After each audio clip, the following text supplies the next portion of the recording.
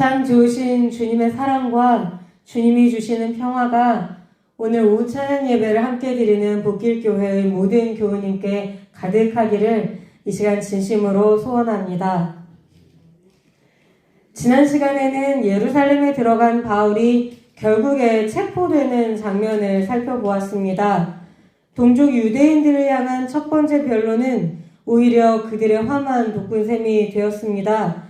이는 바울의 잘못이 아니라 그 바울의 말을 듣는 유대인들의 귀가 닫혀 있어서 복음을 제대로 알아듣지 못했기 때문입니다.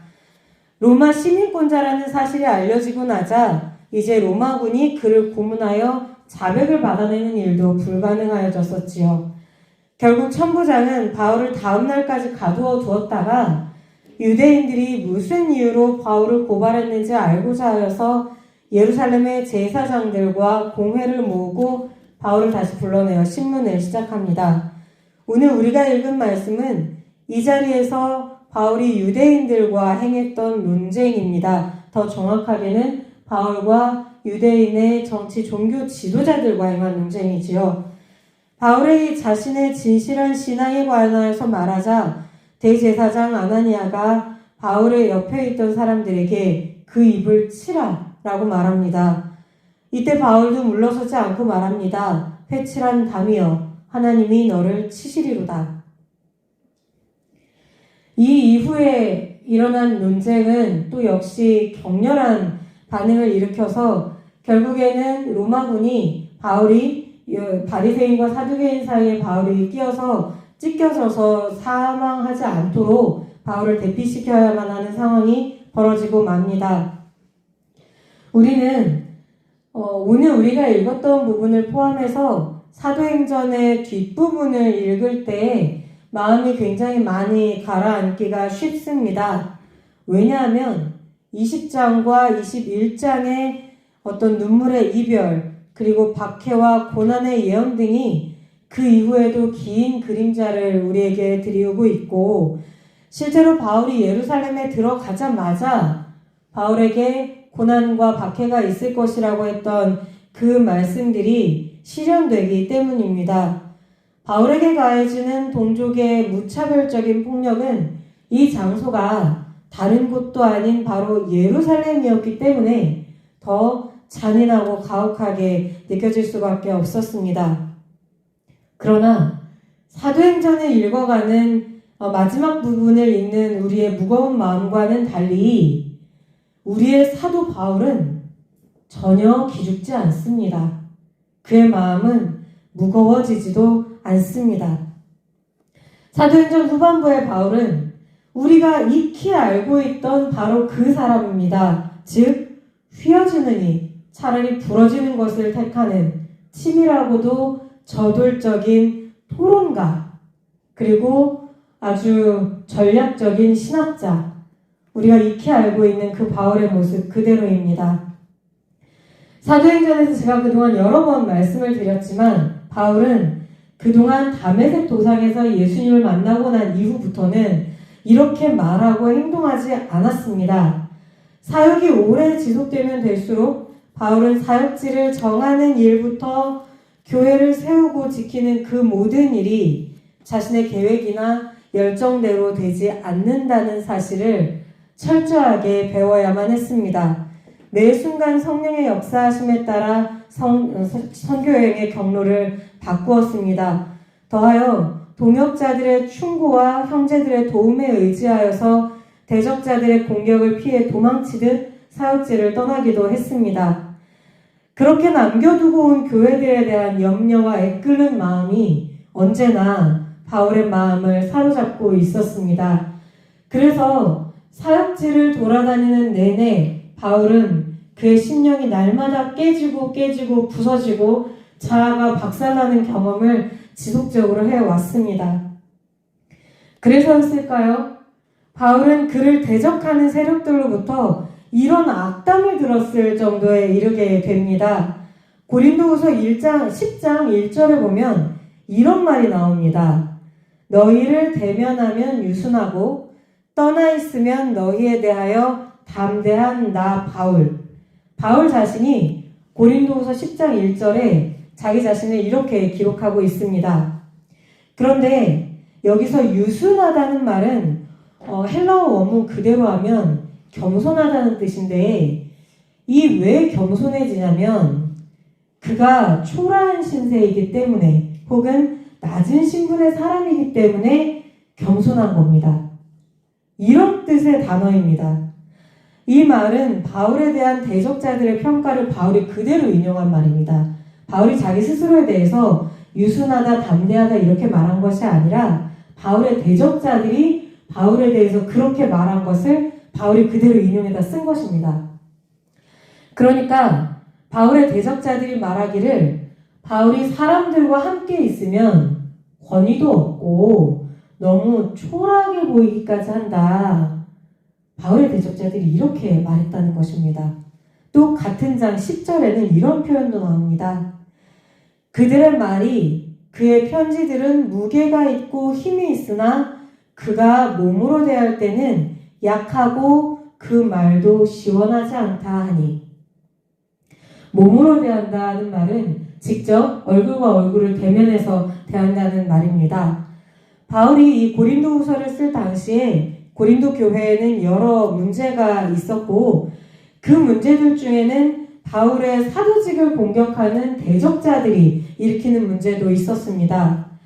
바울은 고린도 교회의 문제를 해결하기 위하여 고린도 교회를 재방문하였으나 이 문제를 완전히 해결하지는 못한 채 교회를 떠났거나, 아니면 바울이 떠난 후에 다시금 그 고린도 교회를 괴롭혔던 문제들이 돌출되었던 듯합니다. 그런데 이 바울을 대적하였던 대적자들이 바울이 떠난 뒤에 고린도 교회에 이런 말을 퍼뜨린 것입니다. 바울이 교회의 여러 문제들을 해결하지 못했던 이유는 바로 바울이 고린도에 있을 때, 즉 고린도 교회에서 사역하며 성도들을 대면하여서 대했을 때는 그가 굉장히 볼품이 없고 연약하고 초라하고 심지어는 말도 잘 못하는 사람, 너무나 연약하고 우유부단한 사람이었기 때문이다. 그런데 멀리 있을 때는 강경한 어조를 담은 편지로 교인을 협박하려고 한다. 그러니까 바울은 좋은 지도자가 아니다. 바울의 대적자들이 이런 식으로 바울에 대해서 악평을 하면서 고린도 교회 교인들과 바울 사이를 이간질했던 것입니다. 그렇다면 바울의 대적자들이 어떻게 이렇게 모욕적인 언사를 바울을 향하여서 해댈 수 있었을까요? 우선 바울이 고린도 교회에 있었을 당시에 바울의 상태가 그 한 가지 이유가 될 수 있었을 듯 보입니다. 바울이 고린도 교회에서 사역했을 당시에 그동안 무리하게 진행되었던 선교 활동과 또 여러 곳에서 다 겪었던 어떤 박해의 위협, 살해의 어떤 협박 때문에 굉장히 몸이 많이 연약해져 있었고, 상대적으로 그의 외모가 상당히 위축되어 있었을 수 있습니다. 여기 더하여서 헬라식의 연설과 바울의 설교가 굉장히 많이 달랐을 것으로도 보입니다. 당시 헬라식의 연설은 사람들의 이목을 끌기 위해서 현란하게 말을 꾸미고 뭔가 자신을 치장하는 걸 좋아했는데 바울은 그렇게 하지 않았던 것입니다. 그런데 우리가 성경 전체를 살펴볼 때 바울이 정말 말을 못하고 그가 권위가 없는 사람이었을까요? 아닙니다. 바울은 그가 교회들에 보낸 서신서 여러 곳에서 스스로 자기에게 주어질 수 있었던, 혹은 자기가 누릴 수 있었던 여러 권위 혹은 여러 어떤 높은 위치를 스스로 포기하였음을 밝혔던 적이 있습니다. 바울이 유약하고 또 말도 조리 있게 하지 못하는 사람으로까지 비쳤었던 이유는 고린도후서 10장 1절에서 바울이 다시 밝히고 있듯이 오직 모든 교회를 또 모든 성도를 그리스도의 온유와 관용으로 대하려고 하였기 때문입니다. 한마디로 말해 바울이 교회를 대한 방식은 우리말로 하면 바로 이런 것이었을 것으로 보입니다. 불면 날아갈까, 쥐면 꺼질까. 바울 자신도 너무 많은 박해에 시달렸지만 바울이 개척하였던 신생교회들도 끝없이 박해 위협에 시달리고 있었습니다. 그렇기 때문에 교회 안에서 일어나는 문제들과 함께 외부에서 일어나는 문제들까지 겹치면 이 교회가 과연 어떻게 됐을까? 어떻게 될까? 내가 떠난 다음에 우리 교회가 어떻게 될까? 바울은 언제나 그 생각 때문에 교회에서 실제로 성도를 대하여서 만났을 때는 한마디도 강경한 어조로 말하기가 어려웠을 것입니다. 그래서 이렇게 교회를 향해서 애타는 심정 그 자체를 가지고 사역을 하였던 것입니다.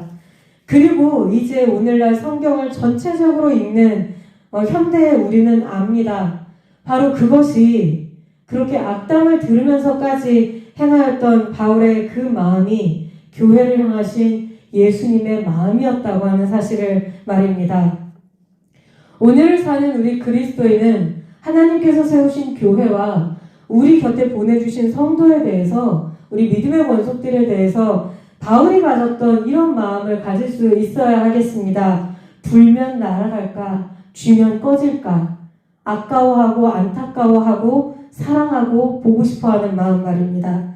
이런 마음이 우리 복길교회도 언제나 지금도 가득하지만 앞으로도 더 가득할 수 있기를 간절히 소원합니다.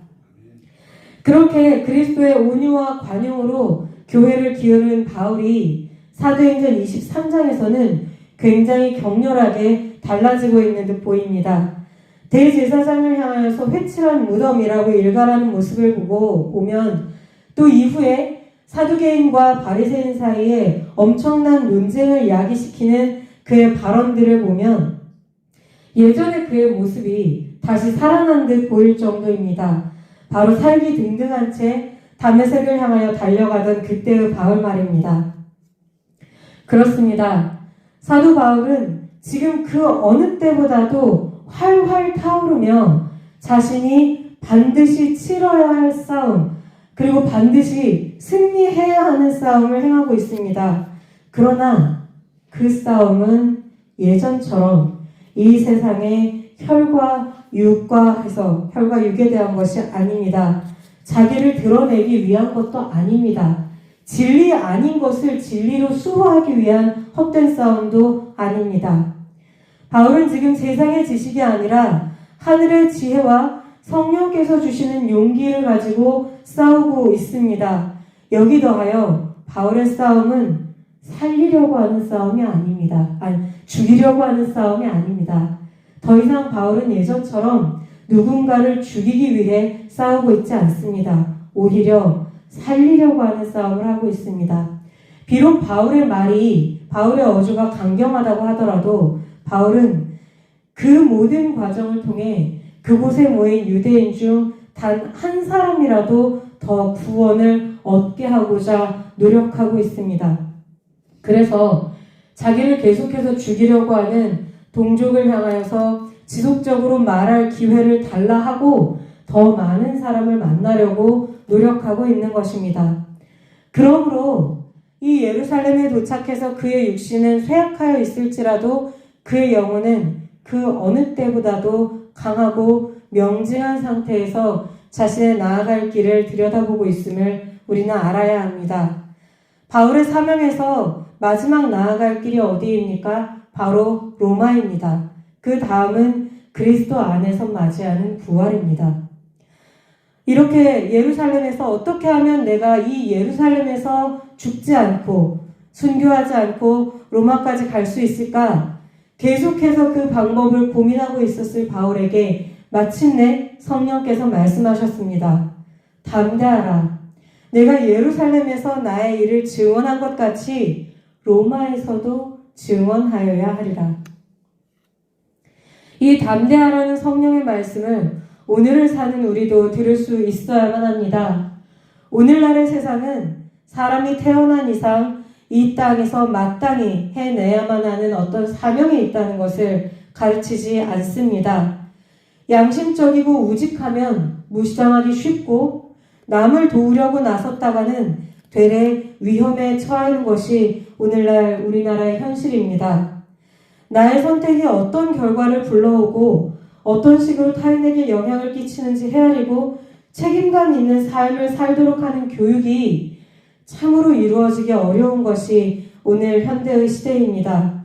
그래서 이런 시대를 정직한 그리스도인, 성실한 그리스도인, 사랑하는 그리스도인, 신실한 그리스도인으로 살아가는 그 자체가 고난으로 여겨지기도 합니다.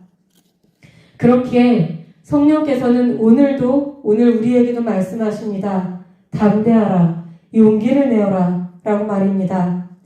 사도 바울과 같이 하나님 나라를 향한 꿈을 포기하지 말고 연약한 중에도 하나님 사랑하기를 멈추지 말라고 우리에게 오늘도 당부하고 계시는 것입니다. 그리하여서 사도 바울이 행하였던 것처럼 이 땅에서 우리에게 주어지는 마지막 싸움까지를 온전한 방향으로 뚜렷한 목표를 가지고 진실하고 온전하게 행할 수 있도록 용기를 내라고 오늘 성령께서는 우리에게도 말씀하시는 것입니다. 바울은 이 땅에서 겪는 고난에 대해 이렇게 고백한 적이 있습니다. 로마서 5장 3절과 4절 말씀입니다. 다만 이뿐 아니라 우리가 환난 중에도 즐거워하나니 이는 환난은 인내를, 인내는 연단을, 연단은 소망을 이루는 줄 알미로다. 사도행전의 마지막 부분, 즉 환난에서 소망까지 이르는 바울의 이 여정을 하늘의 소망을 향한 기대를 가지고 우리가 함께 끝까지 읽어 나갈 수 있기를 소원합니다. 그리고 바울의 고백처럼 이 험난한 세상살이를 주님 말씀에 의지하여 즐거움으로 살아가는 우리가 될 수 있기를, 그래서 종국에 주님께서 허락하시는 승리를 완벽하게 쟁취해낼 수 있는 우리 모두가 될 수 있기를 간절히 소원합니다. 함께 기도하시겠습니다.